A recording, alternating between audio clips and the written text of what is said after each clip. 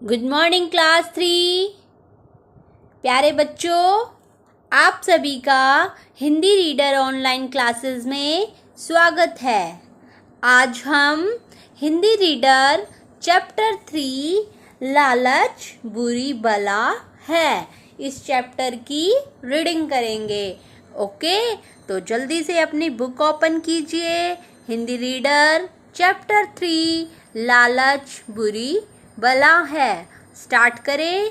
Okay, ध्यान से देखना सभी स्टोरी को कि स्टोरी से हमें क्या सीख मिलती है, ये हमें स्टोरी पढ़ने के पर पता चलेगा। ओके, तो स्टार्ट करते हैं। राघव, धवल और अनिल तीन भाई सोनपुर नाम के एक गांव में रहते थे। कौन कौन रहते थे? राघव, धवल और अनिल तीन भाई सोनपुर नाम के एक गांव में रहते थे। तीनों भाई एक जमींदार के यहाँ नौकरी करते थे। रविवार का दिन था। कौन सा दिन था? रविवार में संडे का दिन था। तीनों भाई घर पर विश्राम कर रहे थे, मतलब आराम कर रहे थे। अचानक दरवाजा खटखटाने की आवाज सुनाई दी। खटखटाना मतलब किसी ने दरवाजे को नॉक किया। अचानक दरवाजा खटखटाने की आवाज सुनाई दी। तीनों भाई बाहर आए। सामने फटे पुराने कपड़ों में एक सन्यासी खड़ा था। कौन खड़ा था उनके दरवाजे के बाहर? एक सन्यासी, एक साधु, एक बाबा खड़े थे। तीनों भाइयों ने कहा, बाबा, हम आपकी क्या सेवा कर सकते हैं? उन्होंने कहा, बाबा, आप हमारे घर कैसे आए? हम आपकी क्या सेवा कर सकते हैं? कृपया करके घर के अंदर पधारें। उन्होंने बाबा को कहा, आप हमारे घर के अंदर आ जाइए। तीनों भाइयों ने मिलकर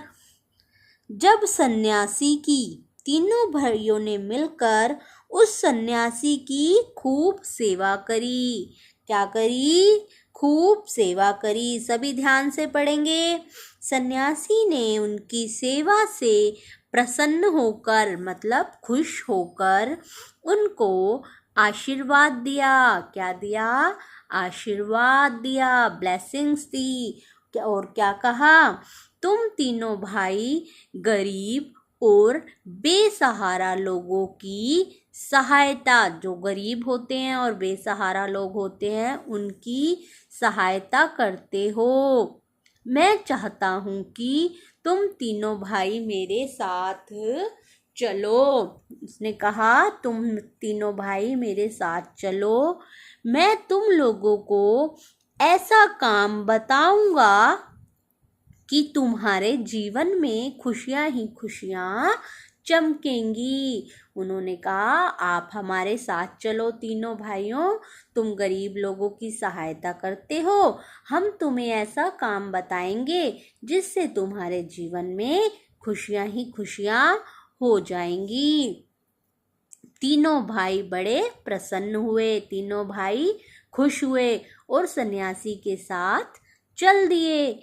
चलते चलते वे गांव से दूर निकल आए और जिस गांव में रहते थे उस गांव से दूर निकल आए। अचानक सन्यासी रुक गया। और क्या हुआ? जब वो गांव से बाहर आ गए तो अचानक सन्यासी रुक गया। उसने राघव से कुछ मांगने के लिए कहा। मौका देखकर राघव ने बड़ी विनम्रता से कहा, बड़े प्यार से कहा, बाबा जी, मैं बहुत सारी उपजाऊ भूमि चाहता हूँ। क्या कहा उसने, मैं क्या चाहता हूँ, बहुत सारी उपजाऊ भूमि चाहता हूँ। उसने राघव से कुछ मांगने के लिए कहा। बाबा ने कहा राघव तुम कुछ मांगो। तो बाबा ने कहा मैं बहुत सारी राघव ने क्या कहा बड़े प्यार से, बाबा जी मैं बहुत सारी उपजाऊ भूमि चाहता हूँ जिसमें मैं ढेर सारा अन्न उपजा सकूं, ढेर सारा अन्न बो सकूं। सन्यासी ने अपनी झोली में से कुछ फूल निकाले और धरती पर बिखेर दिए। देखते ही देखते एक बहुत बड़ा उपजाऊ खेत सामने आ गया। वो सन्यासी बाबा ने क्या किया, अपनी झोली में से कुछ फूल निकालकर धरती पर डाले, जमीन पर डाले और देखते ही देखते क्या हुआ, एक बहुत बड़ा खेत, उपजाऊ खेत सामने आ गया। Okay, next page, change your next page. तुम्हारे लिए इतना बड़ा खेत काफी होगा, सन्यासी ने राघव से पूछा, है ना। तो फिर आगे राघव ने क्या कहा, राघव के मन में अब लालच आ गया। जब राघव को इतना बड़ा खेत दिखा तो राघव के मन में लालच आ गया। उसने सन्यासी से कहा कि अगर अच्छी फसल भी होती तो और अच्छा होता। उसने क्या कहा, अच्छी फसल होती तो और अच्छा होता। सन्यासी समझ गया कि राघव के मन में लालच आ गया है। फिर भी सन्यासी ने अपनी झोली से मोती निकालकर खेत में चारों ओर बिखेर दिए। देखते ही देखते गेहूं की फसल उग गई। किसकी फसल उग गई, गेहूं की। तीनों भाई इस चमत्कार को देखकर आश्चर्यचकित रह गए। मतलब इस चमत्कार को देखकर तीनों भाई हैरान हो गए कि ये कैसा चमत्कार हो गया। सन्यासी ने राघव से कहा कि तुम्हारी मनोकामना पूरी हो गई है। उन्होंने कहा आपकी मनोकामना पूरी हो गई है, अब तुम इस फसल की कटाई करो और गेहूं बेचकर धन कमाओ। यह कहकर सन्यासी दोनों भाइयों के साथ आगे चल दिया। राघव को वहीं छोड़ा उस खेत पे जो उसने बाबा जी से मांगा था, और वह बाबा जी दोनों भाइयों को आगे लेकर चल दिए। कुछ दूर आगे चले तो उन्हें एक भेड़ दिखाई दी। उन्हें क्या दिखाई दी, भेड़ दिखाई दी। उस भेड़ को देखते ही धवल ने कहा कि मैं पशुपालन का काम करना चाहता हूँ। क्या चाहता हूँ, पशुपालन का काम करना चाहता हूँ। मेरी इच्छा है कि मेरे पास बहुत सी भेड़ें हों। क्या हों, बहुत सी भेड़ें हों। सभी साथ साथ रिपीट करेंगे। धवल का इतना कहना था कि सन्यासी ने झोली से मोती निकाले और धरती पर बिखेर दिए। देखते ही देखते ढेर सारी भेड़ें सामने खड़ी हो गई। क्या हो गई, जब बाबा जी ने अपनी झोली से मोती निकालकर धरती पर फेंके तो देखते ही देखते धवल के सामने इतनी सारी भेड़ें आ गई। अब सन्यासी और अनिल आगे चल दिए। सन्यासी और अनिल आगे चल दिए क्योंकि राघव को खेत चाहिए था, उसे खेत दे दिया। धवल को भेड़ें चाहिए थी, उसे भेड़ें दे दी। अब कौन बचा, अनिल।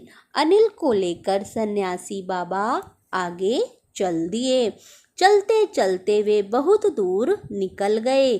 फिर एक स्थान पर वे कुछ समय के लिए रुके।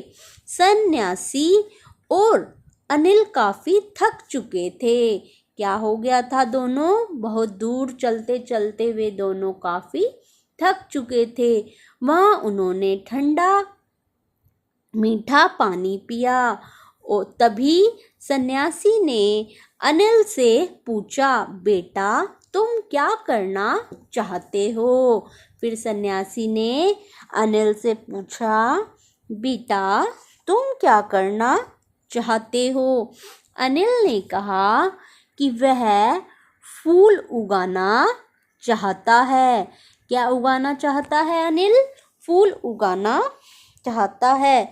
सन्यासी ने झोली में से मोती निकाले और उन्हें धरती पर बिखेर दिया। किस पर बिखेर दिया? फिर मोती धरती पर। देखते ही देखते वहां हरियाली फूटने लगी और पौधे उग आए। बाबा ने अनिल की इच्छा पूरी करी और अपनी झोली में से मोती बिखेरे तो वहां क्या हो गया? हरियाली उग आई, पेड़ पौधे उग आए। सन्यासी ने कहा, अब हफ्ते भर में इन पौधों पर फूल खिल जाएंगे। यह कहकर सन्यासी आगे चल दिया। अगले दिन तीनों भाई इकट्ठे हुए। तीनों भाइयों के मन में लालच बढ़ता ही जा रहा था। जब तीनों को सन्यासी बाबा ने अपनी झोली में से सब कुछ दे दिया तो उनके मन में क्या आ गया? लालच बढ़ता गया। अब वे सन्यासी की झोली को अपने कब्जे में करना चाहते थे और क्या कहते थे? तीनों भाइयों को यह विश्वास हो गया कि सन्यासी की झोली में ऐसे मोती हैं जिनसे मनोकामना पूरी की जा सकती है। और उनके मन में लालच बढ़ गया और वो अब क्या करना चाहते थे? सन्यासी बाबा की झोली को पाना चाहते थे। Change your next page all of you.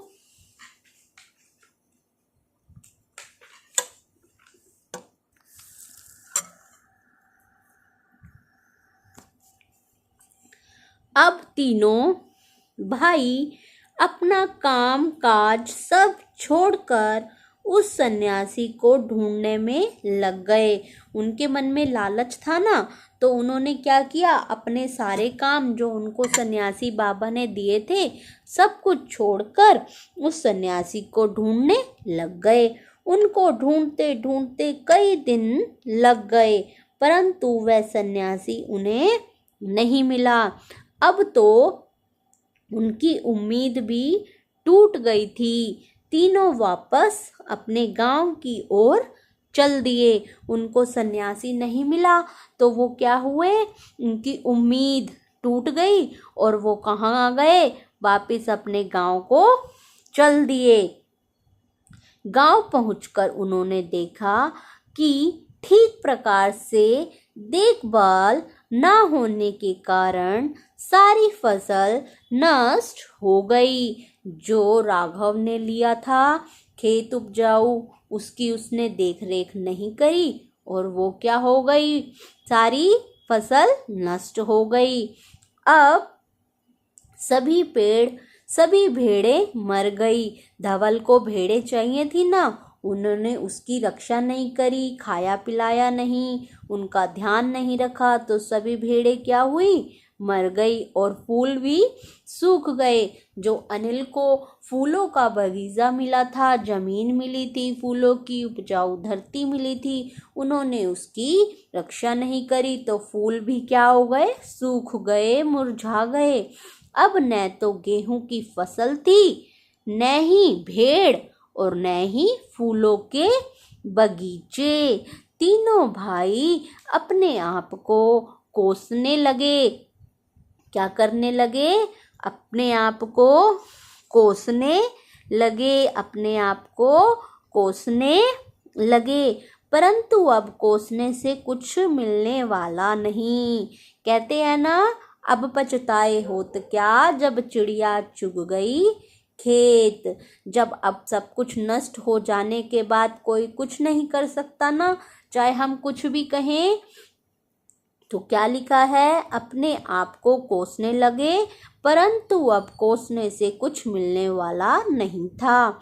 अगर वे अधिक लालच नहीं करते तो सन्यासी द्वारा दी गई उपजाऊ भूमि, भेड़ों और फूलों के बगीचे के मालिक होते और सुख में जीवन बिता रहे होते। अगर वो लालच नहीं करते तो क्या होता, उस धवल के पास क्या होता, राघव के पास क्या होता, राघव के पास उपजाऊ खेतों के मालिक होता और धवल भेड़ों पशुपालन का काम करता और अनिल फूलों के बगीचों का मालिक होता। अब जब उन्होंने लालच किया तो उनके पास कुछ ना बचा, है ना। तभी क्या कहते हैं कि हमें कभी भी लालच नहीं करना चाहिए। इसीलिए कहा गया है कि लालच बुरी बला है।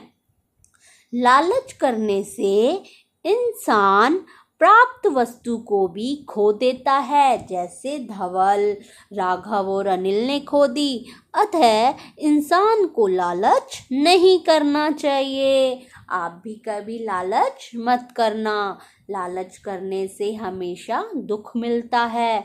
ओके, तो ये स्टोरी सबको समझ आई।